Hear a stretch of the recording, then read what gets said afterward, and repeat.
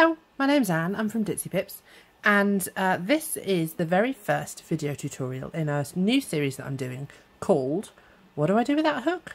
And this is how to crochet for complete beginners. So it's aimed at people who have never picked a crochet hook up before in their lives.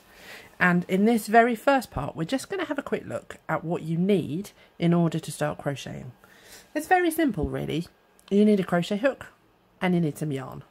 In terms of supplies, to start off with, to make your first stitches, this will do. There's all sorts of different kind of yarn on the market. It comes in all sorts of different thicknesses, and it doesn't really matter, to be honest, what thickness of yarn you use or what the fibre content is, whether it's acrylic or wool or whether it's something else. It doesn't matter at all. You might find if you're starting out with cotton, some brands of cotton can split a little bit, so you might find it easier to start with an acrylic or a wool. But it doesn't really matter at all. If you've got a ball of cotton and you want to give that a go, then do. You need a crochet hook. Now, crochet hooks come in all sorts of different sizes and appearances. There's a size on this one here that says, I don't know if you can see this here, 4.5mm. Now, I'm using what's called a double knit yarn. That's the thickness of the yarn that I've got here.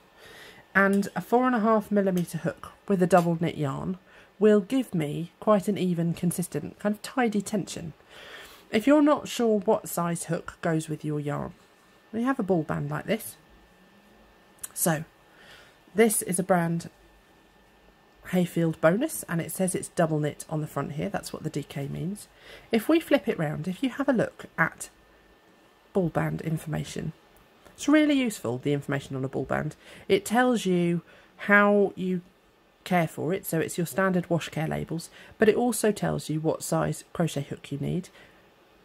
In this case, it gives you a symbol for a crochet hook and a symbol for knitting needles. In some cases, with some brands of yarn, you will only get the knitting needle symbol. But actually, as you can see from here, so this is the crochet hook size, and that's 4mm, and the knitting needle size is also 4mm. So if you just have the knitting needle picture here, you can use the millimetre size that it has for the knitting needle and use the equivalent size crochet hook. Generally, when you're first starting out, you want the size of crochet hook it recommends on the ball band, or maybe 0.5mm bigger, because actually it's easier to be slightly on the looser side than it is on the tighter side when you're starting to crochet. So that's why I have a double knit yarn here, and I have a 4.5mm crochet hook. This is just a plain ordinary crochet hook. It's aluminium, and it's the sort of crochet hook that lots of people actually have knocking around the house. It might be that you've had a bag of things passed on to you by a friend or a relative.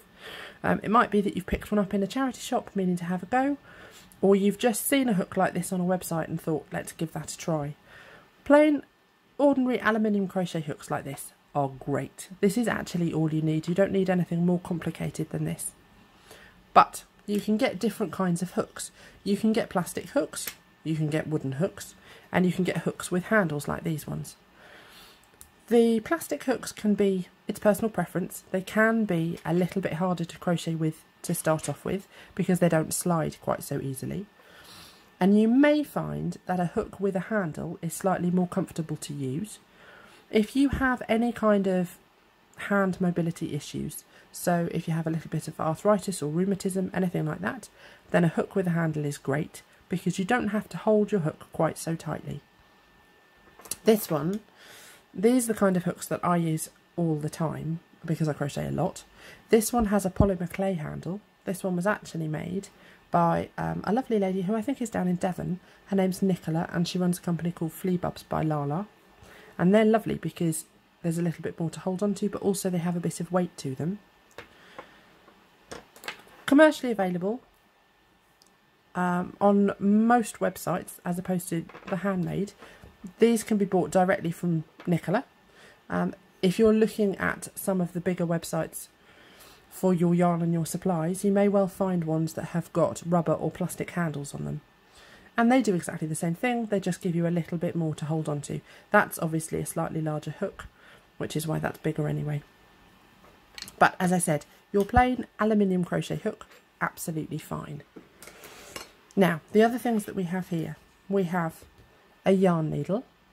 You'll need that at the end of a project for sewing things in. You don't need this right at the very beginning, but you will need it when you're ready to finish off your first project.